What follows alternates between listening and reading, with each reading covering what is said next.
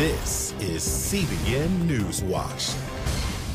It is Tuesday, August 11th. Thank you so much for joining us. I'm Ephraim Graham. Ahead today, the police chief of Seattle turns in her resignation after the city council cuts back on her department amid the national movement to defund police. We're going to bring you a first-hand look at the attacks police in Seattle have faced.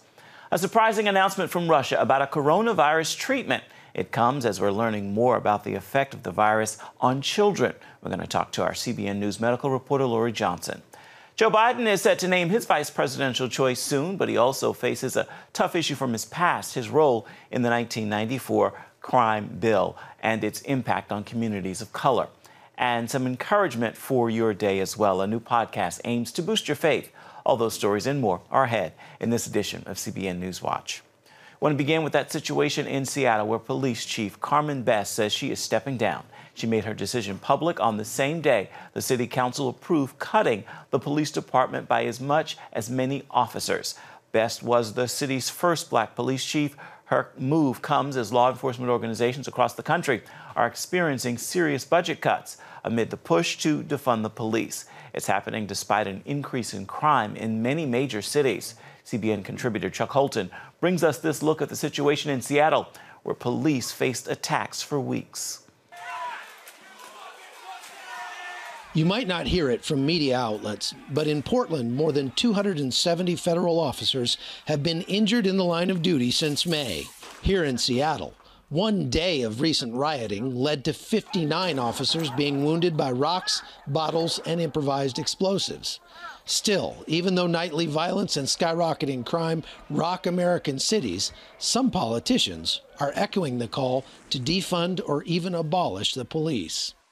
Here, business owners board up stores for protection from groups like Antifa, while their city council members demand more cuts in police budgets. So today I am unveiling our budget proposal, the proposal from my office, from the People's Budget Movement, to defund Seattle Police Department by 50% right now for the rest of the year of 2020, and to take that money and invest in Black and brown working class communities. The impact of this war on cops can be devastating, according to Louisiana Congressman Clay Higgins. And as the only U.S. representative still certified as a law enforcement officer, Higgins has frontline experience.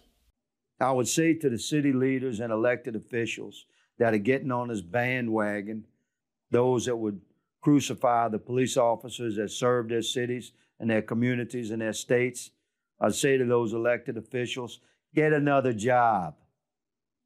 One that doesn't come with an oath. Because the minute you're crucifying, their job began with an oath. And that oath was not to a mayor or governor or chief or marshal or sheriff. It was an oath to the Constitution. It's easy for you to say with your security detail that we're going to abolish your police department. What are the communities that you're supposed to represent? What are they going to do when crime happens? You're going to call a social worker at 2 o'clock in the morning to respond to violence? You know what that equates to? That social worker becomes another victim. Higgins believes up to a third of all cops in some districts could resign in the coming year, leading to dire consequences. You got maybe 1 million certified cops across the country. No matter what happens now, if we flip the switch in the other direction, they've already come under so much fire, unrighteous fire. Cops, their families are being eaten alive by the communities that they serve, by politicians and corrupt media. They're going to leave. And it's already happening. Seattle Police Chief Carmen Best posted this open letter to the City Council on August 3rd, writing, "Before this devolves into the new way of doing business by mob rule here in Seattle and across the nation, elected officials like you must forcefully call for the end of these tactics." So you've heard a lot about the new normal as we've gone through this COVID crisis, and unfortunately in too many of America's cities now, these boarded up windows behind me are becoming the new normal in city centers. You know, the most ironic thing about this boarded up building? It's a Starbucks coffee roaster here in Seattle, where they're based. One of the most liberal companies in America. But even Starbucks is not immune to the predations of the mob. Our nation will not make it as a nation without a strong, standing police force across the country. And these cops have options. Your best cops across the country, your most experienced ones, they've turned down jobs in corporate America, earning more money. That's the line between the community and crime. And while this defund the police movement is gaining support with the hard left, a new poll shows 86% of Americans oppose the idea. As for policemen and women across the country, they may soon be looking for a good place to retire. America needs police because men are imperfect. You do away with police departments or cut them to the quick, evil will take over. Crime will run rampant. Chuck Holton, CBN News, Seattle, Washington. Turning now to the nation's capital, new details have emerged about the shooting near the White House Monday. The attack led to President Trump being briefly evacuated from a news briefing in the afternoon when the shooting occurred outside. Dale Hurd is on this story. There is more information today about the shooting Monday that sent the White House into lockdown. The suspect approached the officer and told the officer he had a weapon. Police say a 51-year-old man threatened an officer before charging him. The suspect then turned around, ran aggressively towards the officer, and in a drawing motion, withdrew an object from his clothing. Moments later, Secret Service agents opened fire. President Trump, in the middle of a briefing on live TV, was alerted. Excuse me? And quickly whisked away to safety. Reporters were peering out the windows trying to see what was going on. Outside, officers were seen running with guns drawn, streets near the White House were blocked off, and emergency personnel rushed to the scene. And less than 10 minutes after the shooting began, the president was back at the podium. Do I seem rattled? The suspect was reportedly shot once in the chest and was in critical condition at a hospital. He never made it onto the White House grounds, and the president said the shooter did not mention him during the altercation. It might not have had anything to do with me. Dale Hurd, CBN News. Coming up, a surprising announcement about a coronavirus treatment from Russia. And here in the United States, new findings about the impact of the virus on children. Stay with us.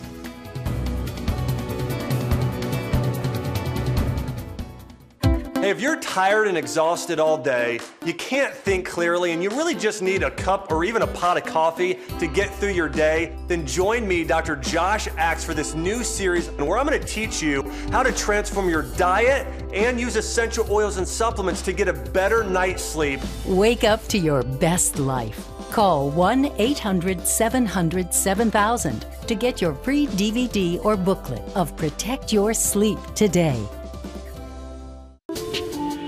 It's about the competition. I kind of put that pressure on myself, and I think people had expectations. It's about overcoming. We use this phrase all the time, keep chopping, keep practicing hard. It's about going the distance. I think as a father, it's my job, to lead. Just be the best husband and father I can be. Watch Going the Distance with Sean Brown Saturday night at 7:30 on the CBN News Channel. Orphans Promise is committed to loving and serving at-risk children, to helping keep families together, and to creating opportunities for strong and sustainable communities around the world. We're working in over 60 countries around the world, and with your help, we can do even more. There's an old African proverb I love that says, if you want to run fast, run alone. But if you want to run far, run together.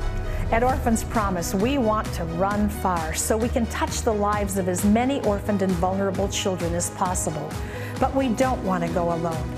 We're out to change the world, one child, one family, one community at a time. Will you join us?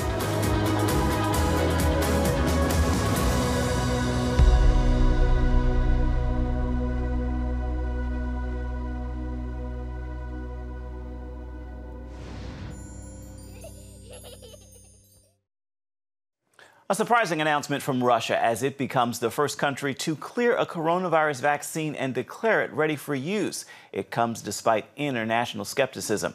President Vladimir Putin, though, says one of his daughters has already been inoculated.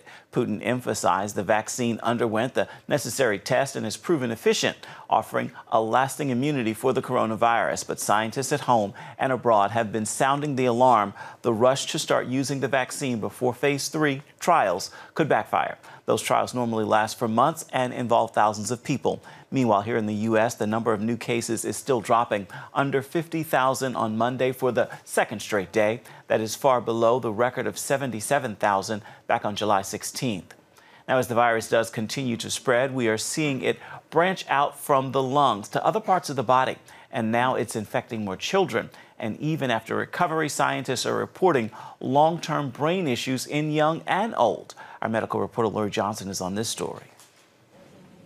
When COVID-19 first struck the U.S. and began spreading, one of the more positive findings indicated children were not greatly affected. Since then, however, that's another element of the virus that's changed. Now, almost 340,000 children have tested positive, with nearly 100,000 of those cases coming in the last 2 weeks of July. Another disturbing development is the potential long-term issues for young and old. Doctors worldwide report increasing numbers of disturbing brain problems stemming from COVID-19 infections. Lori, this has been a major issue, and in fact, several papers have already appeared documenting the various neurological syndromes that occur with COVID-19. It's something that happens not when you get the infection with COVID, but a few weeks after you get infection with COVID. More than half of the patients in a new medical study complained of neurological problems 3 months after recovering from their initial infection. Cognitive issues like difficulty concentrating, extreme fatigue, confusion, headaches, and insomnia. It could be just the tip of the iceberg. So there's a lot of ongoing speculation about whether there will be post-COVID Alzheimer's or post-COVID Parkinsonism or other phenomena we just don't know yet.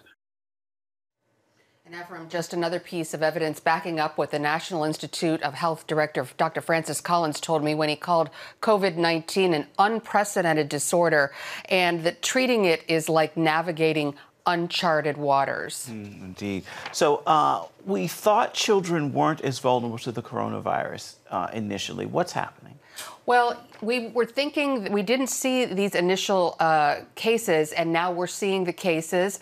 And thankfully, we're seeing that these serious problems are still very rare, but scientists and doctors are concerned that we might see more cases. We're seeing about 600 children who have had this very serious serious condition, and we've seen 15 children die from coronavirus. And of course, that's 15 deaths too many, but we have to compare that to other things. For example, every year between 100 and 200 children die of the flu. Millions of children catch the flu. After the swine flu, 350 children died that year. So we do have to keep this in perspective. And just like with adults, the children who are at greatest risk are those with underlying conditions, including, Ephraim, obesity. Oh, all right.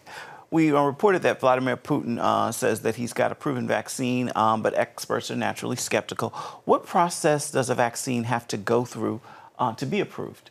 Well, we've seen these different phases of trials, phase 1, phase 2, and phase 3, and there's great skepticism that Russia has skipped phase 3. And right now, here in the United States, we have 3 vaccines that are in phase 3 trials right now. Phase 3 trials are when you have tens of thousands of people. Half of them get it, half of them don't, and you really need to watch them. This is a very large-scale trial. There's every reason to believe that Russia has skipped this phase. Gotcha. The U.S. is still seeing a high number of cases every day, but the trend is going down. Is this realistically a positive sign? Absolutely a positive sign, but health experts are saying perhaps the reason that the cases are going down is because people sort of had a wake-up call and started doing these mitigation efforts again. We saw that people started going on vacation and going out and protesting and going to the beach and having a great time, and then all of a sudden these cases started going up, so people started started wearing masks and social distancing more, and we do know that these steps do work. Some experts are concerned we might see new outbreaks in the Midwest. Is that a serious worry? Yes, there is. Dr. Deborah Birx, who's on the White House Coronavirus Task Force, is alerting the Heartland to be on alert because we're seeing an uptick in cases in places like Wisconsin, Ohio, and Tennessee.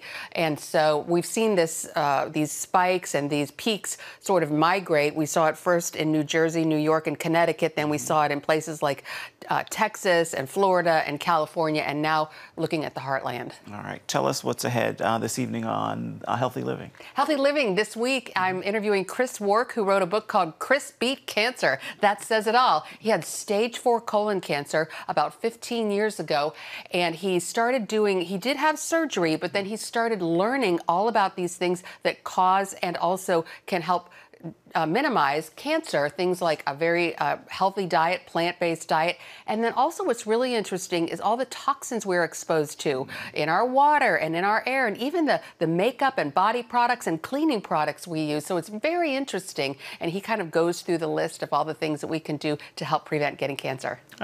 Good to see that as well. I want to remind you at home, you can catch Healthy Living with Lori Johnson this evening at 9:30 Eastern. Of course, you can find that on the CBN News Channel. Still ahead, tough on crime. That was a big motto for many politicians a few decades ago, and it led to a major new federal law. But that law has had some major political consequences, and that is leading to some heat for Democratic presidential candidate Joe Biden. We're going to explore that when we come back. Stay with us.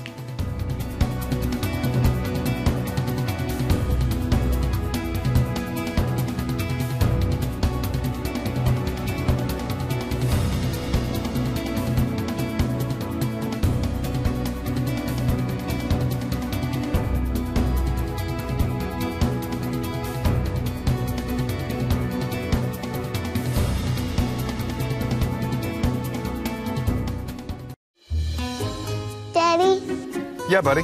How many nickels are in a dollar? There are 20 nickels in a dollar. How do birds fly? Does milk really make my bones stronger? Yeah. Daddy, when we die, will we go to heaven? Do you have the answer to life's biggest question?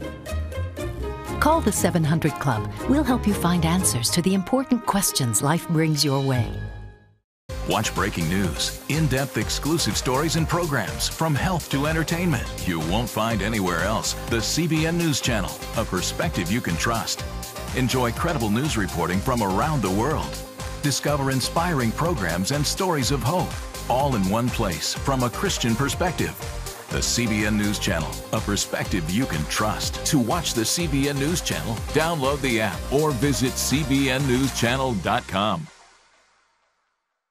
Hello, I'm Dr. David Perlmutter, board-certified neurologist and #1 New York Times bestselling author. Wouldn't it be great to boost your energy, eliminate brain fog, and even reverse brain disease? Well, you can, and I'm going to show you how, along with some of the world's most well-respected brain experts in this DVD, Protect Your Brain. Get Protect Your Brain, a free DVD only from the Christian Broadcasting Network, featuring experts on the cutting edge of neuroscience and brain health. No matter how many times you've failed in the past, you really can do this. In Protect Your Brain, you'll discover simple strategies to keep your brain young and healthy. Improve your memory. Discover the gut-brain connection. In Protect Your Brain, get your free copy at cbn.com or call 1-800-700-7000.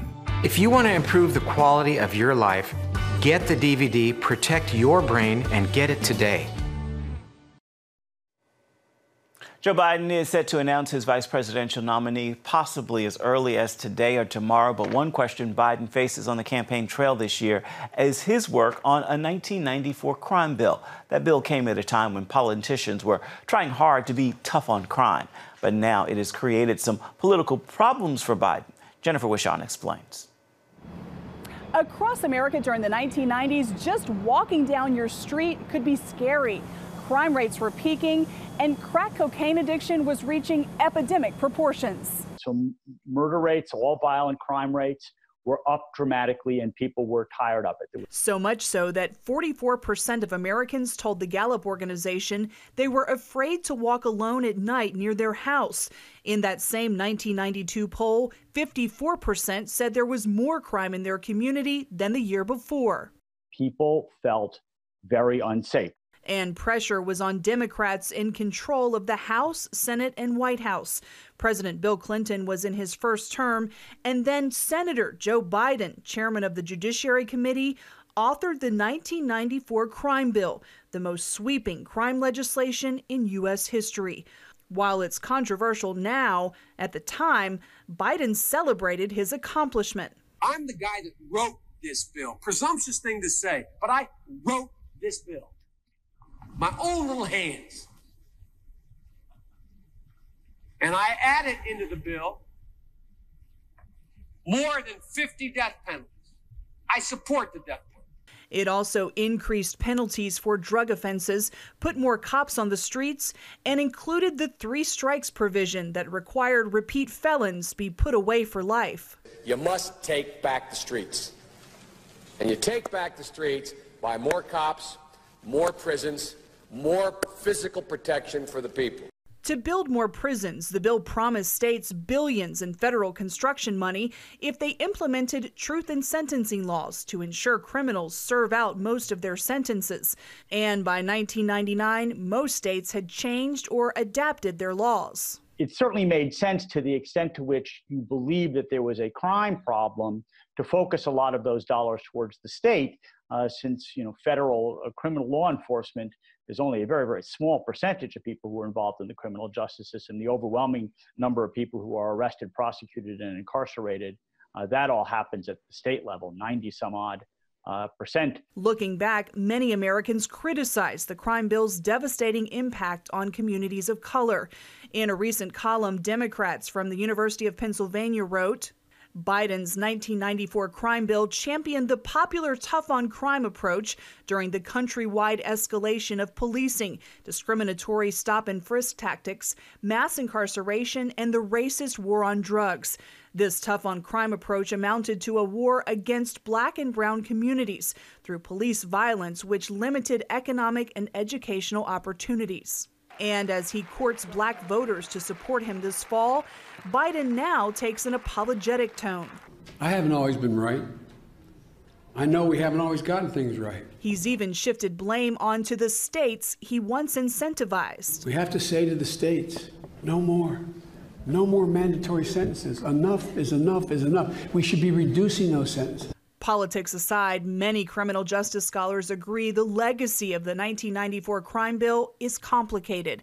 While crime rates fell after it and other tough-on-crime measures were passed, that combination helped America today rank #1 in locking up more people per capita than any other country. I do think that in some respects, the pendulum swung too far, and that a corrective measure such as the First Step Act was an appropriate thing to do.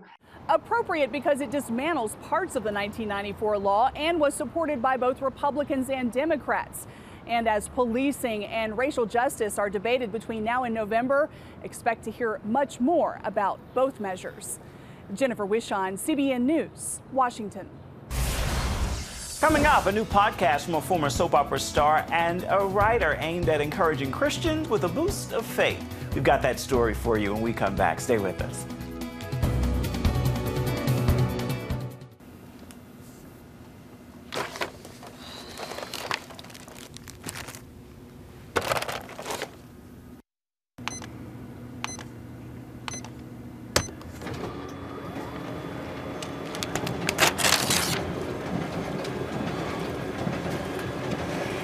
Life is better with a good night's sleep. Get your free DVD or booklet of Protect Your Sleep today. I'm Ephraim Graham, and this is Studio 5. Cruise with me as I discover the good things happening in the world of music, sports, television, and movies. The fact that Ryan Coogler was going to be directing the film, I knew that something special was going to happen. We'll chat with artists at the forefront of entertainment and explore the connection between popular culture and faith. I asked my pastor, I said, well, does that mean I'm supposed to be a preacher? He says, well, no, you already have a pulpit. Watch Studio 5 Wednesday night at 9:30.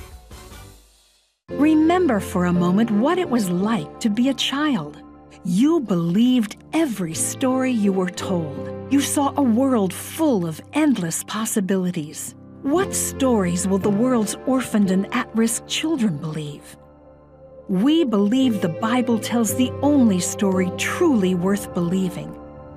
We believe that every child should have the opportunity to dream, the chance to take challenges and turn them into possibilities, the chance to stand on the promises of God, to recognize their place in the greatest story ever told. They have their whole lives ahead of them. Theirs is a world of endless possibilities. They are looking for a story to believe.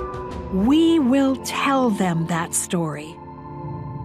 Will you join us?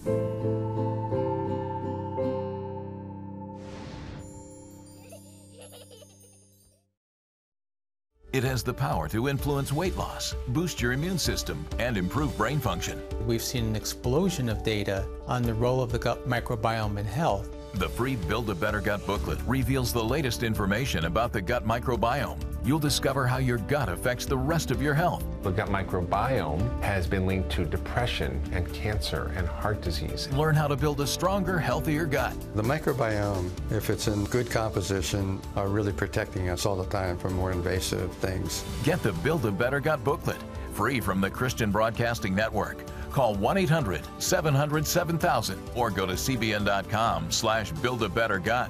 You need to make sure that your microbes are working with you, not against you. And if you order online, you'll get immediate access to the Build a Better Gut series, a digital copy of the booklet, and related bonus material. Build a Better Gut today. Call 1-800-700-7000 or go to cbn.com/buildabettergut for your free copy. What's in your cup today? Fear or faith or Diet Coke? Well, Morning Cup of Faith is a new podcast with actress, singer, and former soap opera star Brenda Epperson Moore, and it was created to give believers a much-needed boost. Epperson has teamed up with writer Shelley Anderson Moore, and they tell CBN's The Prayer Link that the podcast serves as a faith latte with a double shot of the divine. People are saying it's the right project at the right time because people are so discouraged right now and no one knows what's going to happen tomorrow. We've had to learn to live in the hour because when we wake up, it's a new headline, right? And in this time when, you know, a lot of churches are closed and people can't get to church, you know, you found a home with us. We're going to be raw and bold and real and vulnerable, and we're going to pray and we're going to talk about those hard questions. And you can catch the rest of that interview and more this evening on the Prayer Link. It's on the CBN News Channel, and it begins at 6:30 Eastern Standard Time. Time now for your Tuesday Tweetable. I pray this message will inspire you and move you to post-tag tweet and share it with those in your circles. Sit in a chair, crawl into a bed, relax in a bath. They're all comfortable, but they're not where you get work done. Comfort doesn't bring change. Work does. So rest, but then get up and get to work. It's time to change yourself and your situation. That will do it for this edition of CBN News Watch. I want to remind you can always find more of our programs on the CBN News Channel at any time. You can also find them online at cbnnews.com. We'd love to know what you think about the stories you've seen here today. Feel free to email us at the address right there on your screen, newswatch@cbn.com. And of course, you can always reach out and touch us on Facebook, Twitter, and Instagram. We'd love to hear from you. Hope you'll join us again right here next time. Make it a terrific Tuesday. We'll see you right back here, same time tomorrow. Goodbye. God bless.